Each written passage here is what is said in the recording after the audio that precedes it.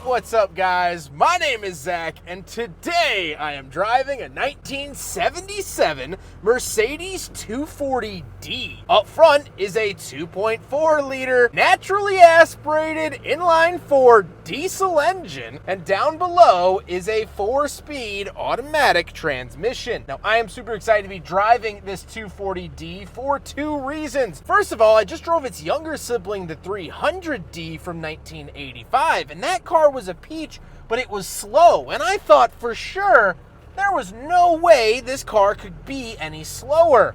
Well, today I am busting that myth. The second reason is the fact that this is a diesel that came at a time where diesels were kind of new. Now, Mercedes had done the diesels in the 1930s and 40s, but they were very, very rare. They weren't commonplace at all. This is of the era where diesels started to become more and more popular in mainstream cars. And so we're going to be taking a look at that here today. But if you would like to submit your own vehicle and have it reviewed here on the channel, you can head on over to my website, zackpradel.com/submit. It's a quick and easy submission form, takes under a minute to fill out, and I come out to you. And if you would like to see all of my videos weeks or sometimes even months ahead of time, you can head on over to my Patreon for only $5 a month. You get early access to all of my reviews as well as exclusive audio updates. But let's get back to that 4-cylinder diesel under the hood. Well, this is before they had really mastered the fact that diesels love turbocharging. Turbochargers in general didn't really exist in the 70s, again,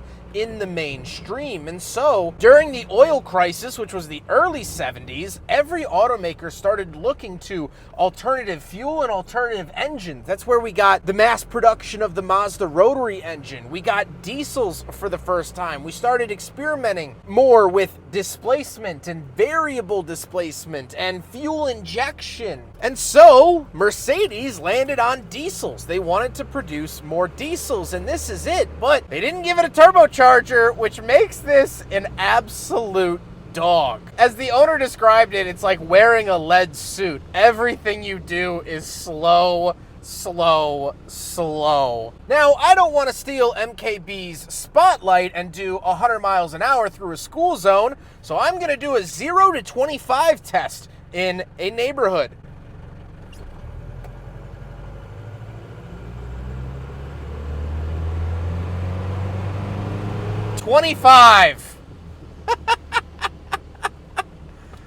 It's so slow! On one side, I kind of get it where it's like, oh, la la la la la, me and my Mercedes, going about life, blah, blah, blah. But on the other side, man, like, I got things to do. Come on! Anything, please, something. Nothing. Absolutely nothing. Like I said, bear to it is an automatic transmission. Nothing really too crazy there. And last but not least, it is rear wheel drive. How's it feel to drive the 240D besides the terrible acceleration? It's fine. Visibility is good. All the touch points are nice. It rides fantastic. All of those necessities are still good. It's just that acceleration. I truly, truly, truly have not felt anything worse. And I've driven Geo Metros. I've driven Yugos. I've driven Ladas. None of them are as bad as this bad boy is. With that stuff out of the way, let's talk about the interior. Well, in front of me, I have three main gauges. Off to the left is my coolant temperature, fuel, and oil pressure. In the center is my speedometer, and off to the right is my clock. The steering wheel doesn't have anything on it, but we do have a cruise control stalk off to the left. And off to the far left, we have our climate vent, parking brake release, and our headlight and fog light options. On the door, we have manual mirrors and manual latch to get in and out, but I really love this material found on the inside. Moving into the center, we have two climate vents and our climate controls. This is actually really different than the 1985 that I just drove. Here they are in 1985, and here they are in 1977. Honestly, I prefer the 1977. A lot more straightforward, a lot more visually easy to understand than the more quote-unquote modern setup. So I actually like this quite a bit. We do have an aftermarket radio. We have our shifter down below, standard shifter, nothing too cool there. We have our window switches in the center along with our hazard switch and a little cubby, although we don't have any cup holders. So unfortunately, the 240D fails the big friggin' bottle test. On the inside of the door of the glove box, there are indents for cup holders, but this was really for drive-in movies, and so it wasn't anything proper. Then, in the strangest twist of fate, this car's seats have been swapped out with Lincoln seats. Now, I don't know exactly which Lincoln model they're from, but this is from a modern Lincoln car. A previous owner went through the trouble of swapping in Lincoln seats, which is so strange. And they even swapped in the back seats, which I've never seen anyone swap the back seats of a car with a different make, model, year, region of origin back seat, and honestly have it work so well. This actually kind of fits the case. So we won't be doing any seat reviews because they're not stock and it wouldn't really mean anything. But look, this car has Lincoln seats. Why? I don't know. It's kind of funny. But we will take a look at the trunk. Right around the back of the 240D. There we go. Sometimes it takes two hands to open. And we do have plenty of trunk space. We do have some see-through trunk space, but we have trunk space nevertheless. I've always enjoyed that about these cars. It wasn't the craziest, biggest Mercedes ever made, but they still gave you quite a bit of trunk space, and I miss this about vintage cars. So nothing Lincoln back here, thank God. This is the standard trunk in the 240D. Now we gotta talk about the looks, and as I mentioned in my 300D video, this car looks regal. It looks great, it has road presence, and I really like that. And I like the lighter cream color, especially paired with the color-matched hubcaps. I think it looks really, really good, and it drips this sort of wealth feeling, but it's not in your face, it's not bling bling. It's not saying, hey, look, I'm this Mercedes, I'm expensive.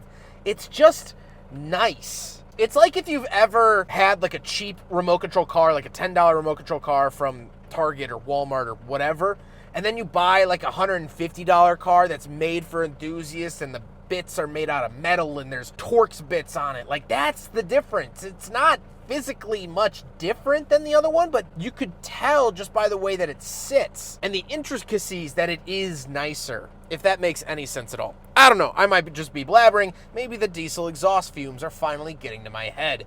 But with all of that being said, let's get on to my final thoughts. What do I think driving the 1977 240D? Well, it's been eye-opening, mainly in the fact that I didn't realize cars could be this slow. But in the other fact of the late 1970s, this really hammers home the idea that, yeah, we didn't really know what we wanted to do when it came to the fuel crisis. Maybe diesel was going to be the future. We also had vehicles like the Lincoln Continental had a diesel option in the early 80s. The first diesel trucks were developed in the 70s, at least for the home, like the Silverado, or, well, it was the K and C at the time, but the Ram had a Mitsubishi diesel. Ford was going to International to ask them to borrow their IDI for the trucks. No one knew what was going on, and so Mercedes put this out on the market and said, hey, we've done diesels before, we'll do it again, and it's a good car, but the technology just wasn't quite there.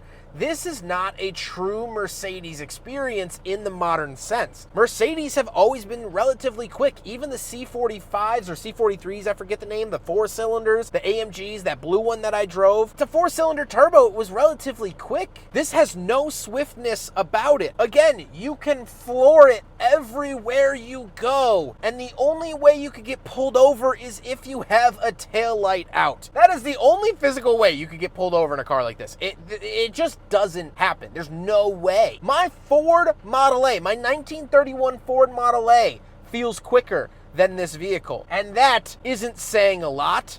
That's screaming a lot. And so, as a piece of history, I'm proud of the advancements that Mercedes has made, because this, as good as it looks, it's awful to drive. I hope you guys enjoyed the video, albeit a slow one. Huge thank you to Shaden for letting me borrow his 240D as well as his 300D. He's been absolutely awesome to work with. I appreciate him letting me drive his small fleet of automobiles, and again, opening my eyes to the tragic nature of the late 70s and luxury with the Mercedes 240D. But I hope you guys enjoyed the video. Don't forget to rate the video, comment on the video, and subscribe if you really liked it. Take care, guys.